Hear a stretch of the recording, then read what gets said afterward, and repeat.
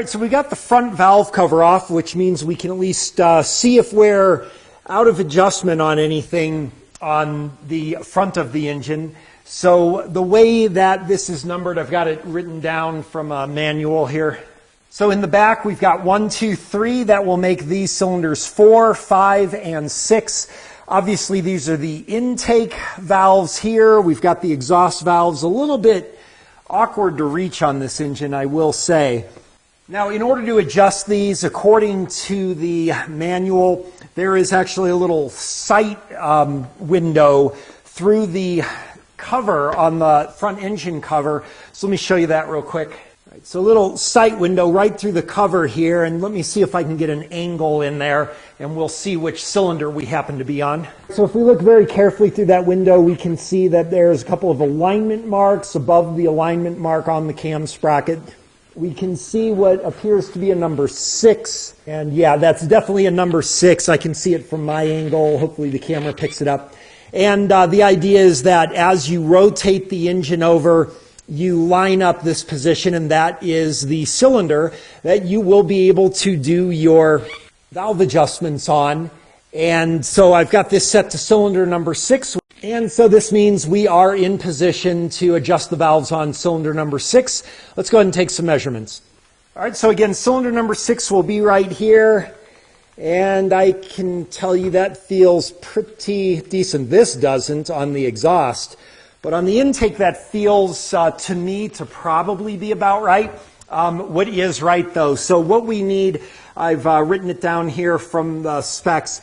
The intake valves need to be 0.008 to 0.009 inches, so 0.008 to 0.009 inch, and then 0.011 to 0.013 on the exhaust. So let's get a feeler gauge. All right, from what I've read about this, it is actually entirely possible that the valves can tighten, as a matter of fact, which actually kind of makes more sense for what I believe we have here. You would expect these would be all loose and everything, but that's actually not what normally happens. And wow, I can't fit this gauge in here actually at all. This is a 0.008 that I'm using, and that will not fit in there.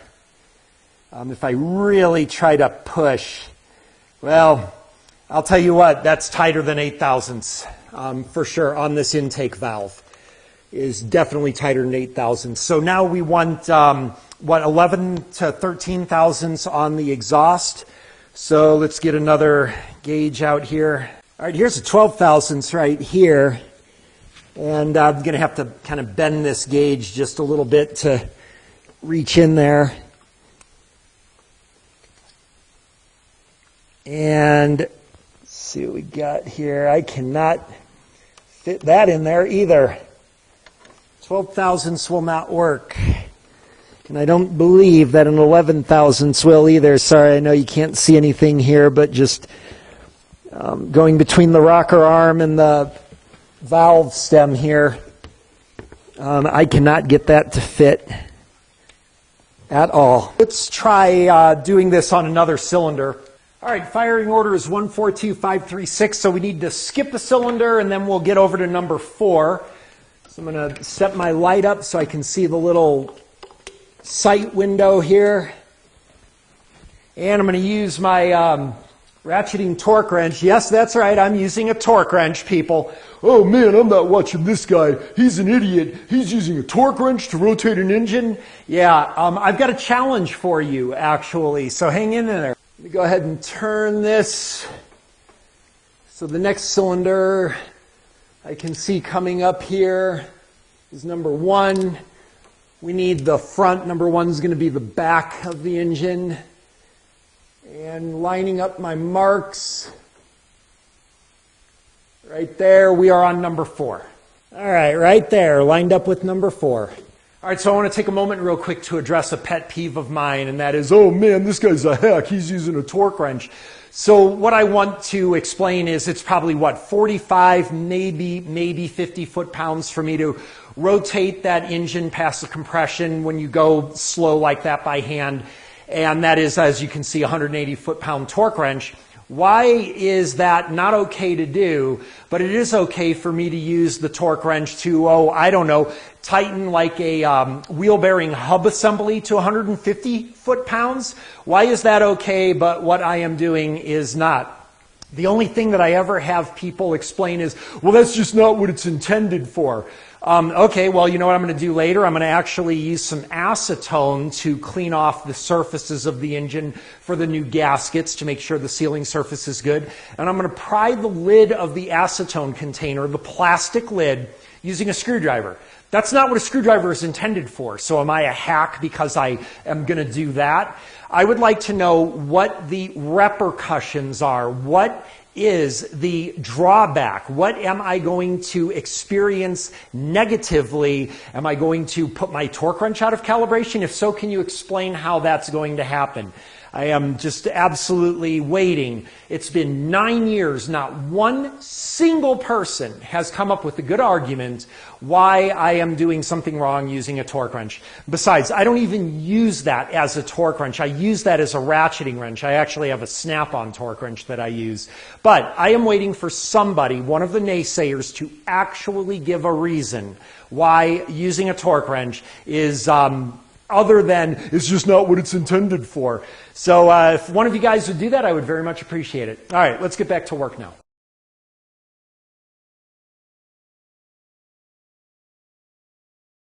All right, so now we've advanced over to number 4. That is going to be this cylinder here. Oh, yeah. And there is absolutely zero play on here. As a matter of fact, I want to make sure I'm actually on number 4. Oh, yeah, that's definitely number 4. And there is zero play there and absolutely zero play on the exhaust. Absolutely zero. This is not even going to be a thousandth of an inch. Not even a thousandth. So this is awesome, actually. This is really, really good indication that we are on the right track for finally solving the mystery on this car. So what we need to do, boy, it has been, I started doing this diagnostic stuff like 10 years ago or so, and I remember only once ever having a car to adjust valve lash on. So it looks like we need a screwdriver, a little wrench here, it looks like 10 millimeter, and going to loosen up that nut. Loosening up the nut there a little bit, I can back the screw off just a tad. And okay, so now we're going to get my 8 thousandths gauge and we're going to snug that down and see if I can get that. There it is, right there. I'll hold that screw right where it's at while I tighten down that nut. There we go. All right, we actually have 2 valves, an intake, and also 2 exhaust valves on each cylinder. Wow, this is stubborn. Hang on. Gonna need a ratchet to actually loosen that one up. Wow, that's crazy. There's a lot of pressure on there. All right, now let's get that screw to loosen up within there. There we go. Once again, intake 8 to 9 thousandths. I'm going to go for 8 thousandths here. It's going to be right about there. Oh yeah, that's dramatically better. Okay. All right, going to hold the screw in position where it was at while I tighten down that nut to hold my setting. Like that. There we go. Now let's see. Look at that. We got a little bit of play in there now. That's much better. All right, so now what I have to do is basically go through this procedure, setting all of my intake valves to about 8 thousandths or 9 thousandths, and then all of my exhaust valves, 11 to 13 thousandths. And I will come back after I complete that. Now, it's going to take me quite a while to do all that on the entire engine, and I certainly won't finish this today even. But the idea is that it was nice that I knew to go in this direction and get to this disassembly and verify this, knowing that there was very, very, very good evidence that we were going to find this situation after tearing down the engine for an hour. So how disappointing would it have been to go this far and realize, wow, all of the valves seem to be perfectly fine. We find that they are not, and we knew that they wouldn't be based on our evidence that we gathered. That's diagnostics for you. Saves a lot of time. All right, let me get this done, and we will come back like it was magic. All right, this rear one, I will tell you, not nearly as fun as the front one. Get this gasket out of here. Using my sight window, we are going to advance to number one. All right, intake number one, and yeah, once again, and this is good news because remember, we were showing Rich on both banks, so I do want to see that we have at least one cylinder that's got an issue on this bank. There is no play there at all. Can I reach the exhaust valves? Let's see. All right, and I am not even sure what you're supposed to do with these exhaust valves. Should be all by feel. Hopefully these are fine in the back, but I can tell you that I also have no play whatsoever, none at all, on the exhaust valve on number one here. So we got some adjustments to do. I will just have to, maybe I'll use a mirror or something. All right, I am not going to lie, this back row is actually quite a pain. And what I'm finding the best way to do this, actually after a while you kind of can get it by feel, but using this mirror here and just checking to make sure that my gauge is in the right position, and then you can actually kind of do quite a bit of this by feel. The other thing too is I'm noticing that these things, most of them are too tight. All these exhaust valves back here are too tight, actually.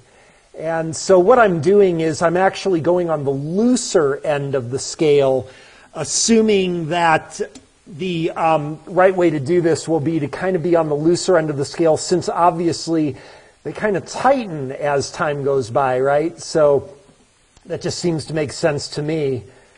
But if you are doing this on your own, I will say this is definitely not the most pleasant experience. All right, just about got this thing put back together here. And we are going to go ahead and start it up. Oh, wait a minute. All right, now we're going to go ahead and start it up.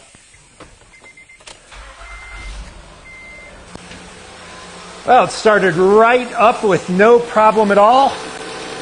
That's a really good sign. What we are going to do is, let's get it on the computer and see if we can catch the fuel trims when it gets to closed loop.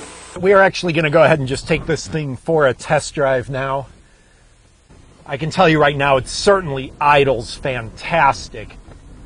Let's see if we can position this here. And throttle's very responsive. This feels like a regular car right now. This is awesome. Let's take a look at our fuel trims. Looking at the fuel trims, you can see we are considerably better here. Actually, trending towards the positive a little bit there on the short term. Yeah, going like wide open throttle. It's really, really responsive. There is a lot more power on this car, I can absolutely assure you. Again, looking at the trims, see the adjustment positive there? Really, really liking that. Yeah, that's actually, if anything, going to raise our long-term number. So I'm really happy with the performance, really happy with the fuel trims. The only thing left that we've got to do is let's go back and look and see that our valve opening position has changed.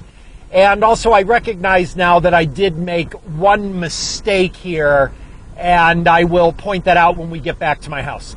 Oh man, that car drives absolutely perfectly. I think the owners are going to be thrilled with it when they get it back, and also knowing that they finally have ended their 3-year search for satisfaction with the engine performance.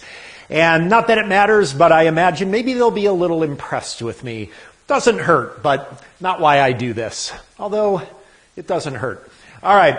I made a mistake though. I forgot. I wanted to mention. So one of the things is that while doing the valve adjustment, I noticed that there was actually quite a bit of variance with the lash on a number of the valves. And the mistake that I made was I actually only took the reading with the in-cylinder pressure transducer on only one cylinder.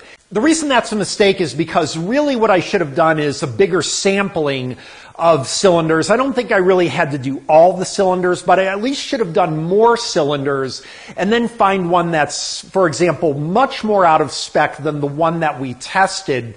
And then that would also be more validation. So for example, we're going to measure the cylinder that we measured before, so we get a before and after of the same cylinder. But what I'm saying is that we could have found a cylinder that was in much worse condition, and that would have been a much better experiment here, proving the difference that we made.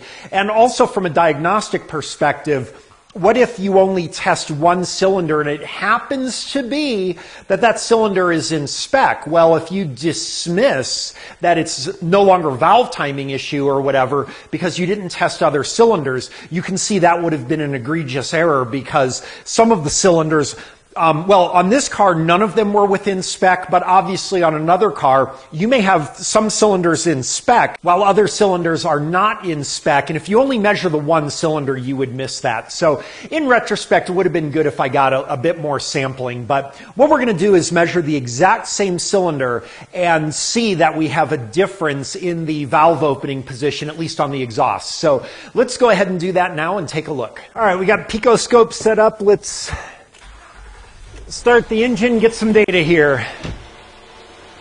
And that actually looks pretty good. I think we can go with that. Let's zoom in, get on our data here. I think that should work perfectly fine right there. Move that guy out of the way, find our top dead center again. Right there.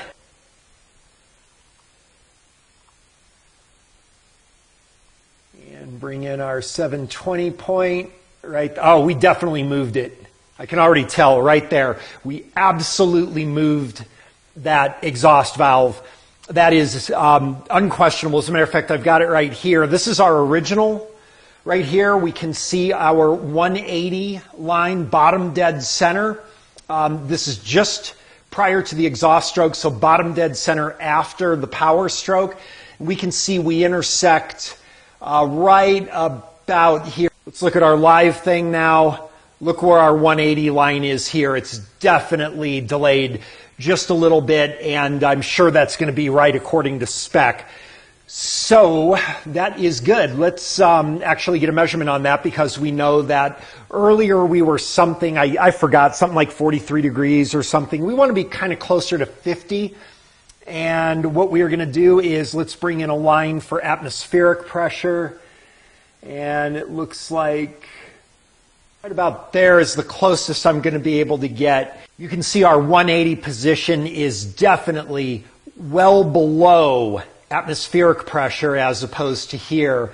Our 180 position about equivalent at atmospheric pressure with the intersection of the exhaust stroke here. So we can see relative to the atmospheric pressure line, we see the intersection of our 180 degree bottom dead center and the pressure reading here. We see that we're at still a little bit of a negative pressure. That's what we want. Compare that with previously, and we see that our 180 degree intersection with our exhaust stroke was happening just about at atmospheric pressure. So we absolutely made movement here. And again, we're going to confirm this by looking at the actual degrees of position. And we have easily added about 5 degrees, I would say. And that's off a little bit. Right about there. We'll need to zoom in here to get a bit more detail.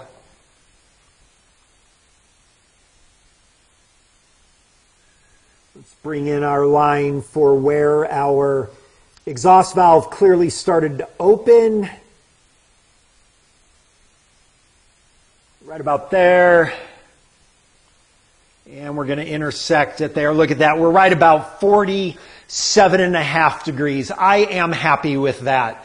So that is confirmation that we made a change that caused a change in the fuel trim and has fixed this car. All right, well, that was actually kind of fun. I really do enjoy that kind of stuff. So a couple things to keep in mind here. First of all, do keep in mind while we did show conclusive evidence that we moved the valve timing through valve lash adjustment, keep in mind that there were other valves that probably were in much, much worse condition than what we saw. And as I mentioned, I made the mistake of not taking several samples from the engine. We very well could have found another valve that was considerably further off target, and that adjustment would have made an even more dramatic difference than what we just saw in the graph. The second thing is, of course, I don't think I need to tell any of my viewers, but anyone new to the channel, this does not mean if you have a Honda with a 3.5 and it has a rich condition or it has some drivability problems that you go into doing a valve lash because that is what fixed it this time. There are so many variables that can cause rich conditions or other drivability issues. As you saw, we ran through a lot of them in part one, and while we didn't actually walk through how I eliminated them, you will want to research some other videos, and you really just, otherwise you're going to be guessing at something, and while you're not changing parts, rushing right to a valve lash adjustment, I mean, we're talking, this took me like 4.5 hours to do. And what if you get there and that doesn't fix it, or there's not even an adjustment to be made? It really pays to learn some techniques to get an idea, even if you're not going to do the parts changing thing, to at least triage your diagnostic strategy so that you don't do diagnoses that could spend hours of your time and really not having a lot of evidence that that's the direction you want to go. So even if you're not a parts changer, sometimes you want to really triage the diagnostic steps to make more sense so that you're more time efficient. And that's what we did here. Of course, we also have the technology to do it. Not everybody has that, and I understand. So in that case, I would put this as the very, very last resort if you were going to try to diagnose a condition and you suspect valve flash. It would be the last thing I would do, not the first thing in my testing triage. All right, thanks for watching. Hope you found this helpful. We will see you next time.